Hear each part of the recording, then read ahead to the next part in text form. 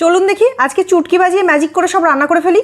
দেখুন কেমন চুটকি বাজিয়ে কেটে ফেলছি পনির, তারপরে পেঁয়াজ, তারপরে ক্যাপসিকাম আর তারপরে টমেটো। তো ম্যাজিক করে সমস্ত কিছু কাটাকুটি কমপ্লিট। নিয়ে নিয়েছি পনির, একটু টক দই, টমেটো, পেঁয়াজ, ক্যাপসিকাম, সঙ্গে কিছু বেসিক মশলা যেমন জিরে, ধনে আর আদা রসুন বাটা। তো এই দিয়ে আজকে একটা দারুণ রান্না করব।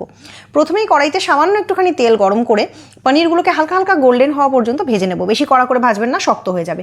এরপর তেলের মধ্যে দিয়ে দেবো পেঁয়াজ, ক্যাপসিকাম কুচি আর একটুখানি জিরে ফোড়ন। তারপর দিয়ে দিচ্ছি চিড়ে রাখা কাঁচা লঙ্কা। এরপর অ্যাড করে দেবো টমেটো।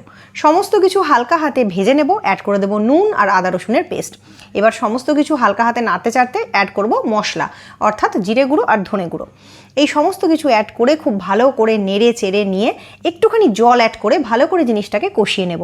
তারপর এর মধ্যে দেবো একটুখানি চিনি। পনিরের তরকারি একটু মিষ্টি মিষ্টি হলে কিন্তু ভালোই লাগে, খারাপ লাগে না। এরপর অ্যাড করে দেবো সঙ্গে পনিরটা। তো সমস্ত কিছু খুব ভালো করে নেড়ে চেড়ে নিয়ে ভালো রকম হয়ে এলে একটু শেষের দিক করে অ্যাড করব টক দই। টক দইয়ের যে টেস্ট, অর্থাৎ টক টেস্ট, তার সঙ্গে নুন, তার সঙ্গে মিষ্টি ভালো করে ব্যালেন্স করে দিলেই এই রান্নাটা অসাধারণ খেতে লাগে। সব শেষে অ্যাড করব একটুখানি গরম মশলা। শাহি পনির, শাহি গরম মশলা ছাড়া কি হয়? তো দেখুন শেষ পর্যন্ত আউটপুটটা কিন্তু এইরকম হলো। রুটি পরোটা যার সঙ্গে ইচ্ছা পরিবেশন করে দিন।